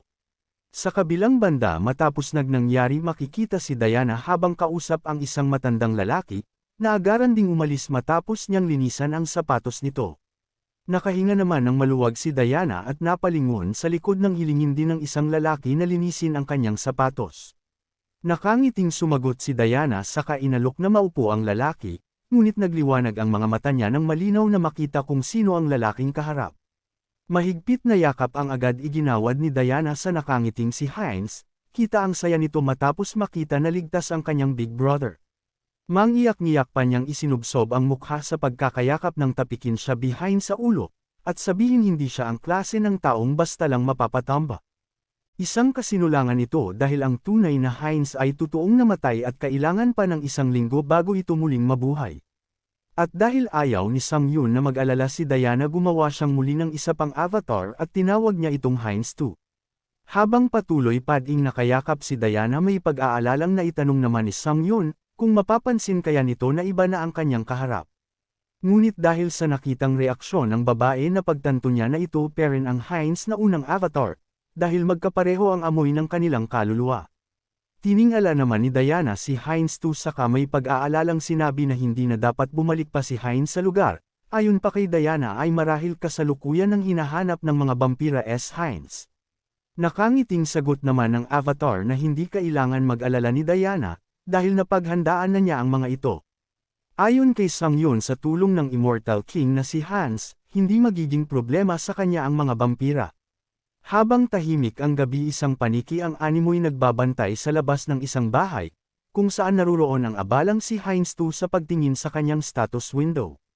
Ayon dito kailangan pa niyang mag-intay ng 10 araw para matapos ang isekai transfer cooldown, at habang nakatuon ang kanyang atensyon sa ginagawa makikitang papasugod naman ang lumilipad na paniki. Gulat na napangiwit siya ng atakehin ng paniking naging vampira mula sa likuran, at sakalin gamit ang matutulis nitong mga kuko. Seryusong tanong ng vampira kung kagagawan ba ni Hines 2 ang bagay na tinutukoy, dahil ang bakas na mula sa gubat ay patungo sa kinaroroonan nito. Nakangiwit naman si Hines 2 habang nasa isip kung nalaman na ba ito ng mga vampira. Tanong pa ng vampira na matapos ang pagpaslang sa isang kasamahan niyang vampira, paanong ang isang tigalabas ay naninirahan doon. Walang imak namang napapatagilid ng tingin si Hines 2 habang di man lang may galaw ang kahit anong bahagi ng katawan, dahil sa pagkakasakal sa kanyang ng vampira. Sa gitna ng paratang ng vampira inilandas niya ang kanyang palad sa leeg ng nakangiwit na si Hines 2, saad pa nito wala siyang maramdamang anumang dark magic at alam niyang hindi niya ito kauri base sa amoy ng dugo ni Hines 2. Pilit namang nilingan ni Hines 2 ang vampira saka itinanong kung ano ang sinasabi nito. Paliwanag pa ni Hines 2 na wala siyang alam sa sinasabi nito at hindi niya akalaing sasalakayin sa kanyang pagkakatulog. Inilabas naman ng vampira ang kanyang matutulis na pangil saka may pagbabantang tanong kung wala ba talagang alam si Hines 2. Mabilis at walang alinlangan niyang kinagat ang leeg ng hawak na avatar, kaya't napasigaw na lang sa magkahalong gulat at sakit si Hines 2. Sinimo pa nito ang dugong naiwan sa kanyang pisngi saka sinabing muli siyang magtatanong, at hindi na magagawa pang magsinungaling sa kanya ni Hines 2. Napapatirik na lang ang mata ng avatar habang si Sang Yun ay napapamura dahil sa sinapit nito, at napatanong nang magsimulang manginig ang katawan ni Hines 2 kasunod ang paglabas ng 2 pangil. Tuluyan ng naging vampira ang avatar kaya't nagkaroon ng special skills na Blood Remnant, at ang skill niya na Rapid Recovery ay napalta ng Regeneration. Nang makatayo si Hines 2 agad niyang narinig ang mauturidad na pagtatanong ng vampira, kung may kinalaman ba siya sa Covenant of Destiny Reversal. Ramdam ni Heinz II ang nagpupumiglas niyang dugo na nagnanais na ipaalam ang sagot sa mas nakatataas na vampira. Nakaluhod naman niyang sagot na isa lamang siyang simpleng manlalakbay at walang kinalaman sa sinasabi nitong Covenant of Destiny, saka tinawag pang Lord Locke ang kaharap na vampira. Nagagawa ni Heinz II na ma-ignored ang mauturidad nitong pag-utos sa pamamagitan ng Mind Hub, na nagsisilbing filter upang mapigilan ang submissive instinct na dumadaloy sa kanyang dugo. Napabuntong hininga naman ang vampira matapos mapagtanto ang pagkakamali. Ngunit agad ding iniutos kay Heinz II na sumunod na lamang sa kanya dahil marami pa silang kailangang gawin. Napapangiti na lang si Heinz II habang pinaplano na mang-alap ng iba pang impormasyon. Isang malaking animoy palasyo ang kanilang pinuntahan na tinatawag na Barkaslak Clan ng Azanto Branch Headquarters. Pagpasok nila sa loob sunod-sunod na pagbati ang ginawa ng ibang vampira sa vampirang sinusundan ni Heinz II na tinawag nilang Lord Wyrick. Rinig din niya ang bulungan ng mga ito tungkol sa kanya bilang ang bagong blooding ni Lord Wyrick, pagmamaliit pa ng mga ito na isa lamang mababang nilalang si Heinz. Napaatras naman siya ng banggay ng isang masiyahing babaeng vampira na kaagad bumati sa kanya, masaya pa nitong sinabi na matagal na mula nang magkaroon sila ng bagong blooding. Nakangiting pagpapakilala pa ng babae na siya si Rosilika saka itinanong din ang kanyang pangalan. Pagpapakilala naman ng avatar na siya si Heinz saka may halong pagtatakang bumati. Pag-alok pa ni Rosilika na tikman ni Heinz II ang dala niyang fresh squeezed blood, kasunod ang pag-abot ng baso. Upang maiwasan naman ang pagsuspitsya sa pilitan niya itong ininom, sa kabila ng kanyang mind herb ramdam pera ni Heinz II ang matinding pagkauhaw sa dugo. Tuloy-tuloy niya itong ininom ngunit sinarhan muna niya ang kanyang panlasa at pangamoy bago ito tuluyang ubusin. Agad pinunasan ni Heinz II ang labi saka nagpasalamat sa nakangiting si Rosilika para sa inumin. Mapang-akit na sinabi naman ni Rosilika na type niya si Heinz II, at kung tao lang ito sisipsipin niya ito hanggang sa mega. Tanging malakas na tawa naman ang naisagot ni Heinz II kasunod ang pagtatanong, kung ano ang ibig sabihin ng bloodling na tinatawag nito sa kanya. Takang naitanong naman ni Rosilika kung wala ba talagang alam si Heinz II tungkol sa hierarkiya ng mga vampira. Kwento niya na ang mga bloodling na katulad niya ay maihahalin tulad sa mga knight kung tao, at ang mga pureblood naman na kagaya ni Lord Wyrick ay mga maharlika. Samantalang ang mga trueblood na namumuno sa clan ay kilala bilang royalty, at ang pinakahuli ay ang sacred blood na sa madaling sabi ay kanilang pinananampalatayanan. Ayon pa kay Rosilika ito ang kanilang mga ninuo kaya't kumakailanggag ng sundin ang mga ito. Sa gitna ng pag-uusap ng dalawa kinuha ni Lord Wyrick ang atensyon ng lahat, nang sabihin itong dahil naroon ang lahat ipapahayag na niya ang dapat gawin. Nasa tabi nito ang dalawang pureblood vampire na si Perta at Tiapol. Ayon kay Lord Wyrick ang fragment ng Undying King na nasa kamay ng mga bastardong Heaven Reversal ay kasalukuyang naglaho, at ayon sa impormasyon habang papapunta ito sa kanilang lugar ay bigla na lang nawala at walang naiwang anumang bakas. Gayunpaman, nasabi pa ni Lord Wyrick na malaki ang tayansa na nasa loob na ito ng kanilang city. Agad namang tanong ni Heinz II kay Rosilika kung ano ang fragment ng Undying King. Paliwanag naman ni Rosilika na ilan sa mga itim na salamangkero sa kanilang lugar ay lumilinang ng fragment ng Undying King. Nang marinig ito naalala ni Sang Yun ang salamangkerong si Malcolm, kaya't napagtanto na ang mga ito ang tinatawag na Oath of Heaven Reversal. Mautuwidad pang inutos ni Lord Wyrick na makiisa ang lahat sa pag-iimbestiga sa bawat naka-assign na area, at agad ipaalam sa nakakataas oras na may mapansing kakaiba o kahinahinala. Naglalakad sa gitna ng tirek na araw si Heinz II at Rosilika habang may pagrereklamong sumunod sa utos, dahil sa kabila ng pananggalang sa init ay ramdam pa din nila ang pagkasunog ng balat. Hapong nasabi naman ni Heinz na ramdam niya ang panghihina at pagkawala ng lakas dahil sa liwanag ng araw, saad naman ni Rosilika na kahit ang pureblood na si Perta ay nag-iikot din upang maghanap, kaya't hindi sila maaaring tumigil. Malakas pang bumantong hininga si Rosilika sa kasinisi ang pagkawala ng fragment dahil sa kanilang kasakukuyang kalagayan, nasabi pa nito na wala ring kwenta ang paglipat doon ng kanilang sariling fragment. Natigilan naman si Heinz II nanograms marinig ito sa kaagad na itanong kung may fragment din ng Undying King ang mga vampira. Sagot naman ni Rosilika na tama ang narinig ni Heinz II, dahil ayon sa usapan kapag natapos na ang fragment na nililinang ng mga itim na salamangkero, plano nilang isanib ito sa kanilang fragment. Nang marinig ito mabuhayan ng dugo si Heinz habang nasa isip na maswerte ito, dahil siguradong sa oras na yun ay isang pureblood lang ang nagbabantay sa fragment. Inalog-alog niya si Rosilika habang mariing tinatanong na sabihin sa kanya ang kinaroroonan ng fragment, ngunit malakas lang itong tumawa saka sinabi na paanong ang mababang antas na gaya niya ay malalaman ang tungkol dito. Kaya't walang ibang naisip na paraan ang Avatar kundi tanungin si Diana, na kasalukuyang namumualan sa kanyang kinakain. Bagaman nagbaka sakali ay halatang nagulat pa din si Heinz 2 nanograms sabihin ni Diana na alam niya ang kinaroroonan ng fragment ng Undying King. Rinig pa hanggang sa labas ng bahay ang malakas na boses ni Heinz 2 habang di makapaniwalang naibagsak ang kamay sa lamesa, nang magsimulang magkwento si Diana tungkol sa nalalaman. Ayon sa kanya taon na ang nakakaraan habang naglilinis ng mga libingan, tuwing araw ng Bayerns ay banibisita ng 3 miyembro ng Barkolek Organization ang isang stone chamber doon. Dagdag pa niya na sa tuwing bibisita ang mga ito, nakakaamoy siya ng walang kasing bahong amoy.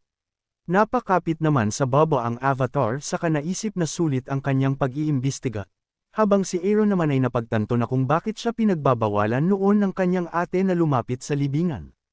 Agad namang tumayo ang Avatar saka nagpasalamat sa impormasyong binigay ni Diana, at nagpaalam na umalis dahil siya na ang mag-isang mag-iimbestiga tungkol dito. Paalala niya pa sa magkapatid na manatili muna itong nakatago sa katumalikod, ngunit bago pa makaalis agad siyang kinapitan ni Diana upang pigilan. Pabulong pa nitong sinabi na kakaiba ang amoy ni Heinz 2 kumpara sa natural nitong amoy, halata naman sa mukha nito ang pagdududa na may halong pag-aalala. Bago pa man direktang itanong ni Diana agad na pinakita ni Heinz 2 ang kanyang pangil, saka nakangiting sinabi na inaasahan na niyang hindi ito maipagkakaila sa pang-amoy ni Diana. Paninigurado naman ng Avatar sa gulat na si Diana nang walang sino man ang mananakit sa kanilang magkapatid.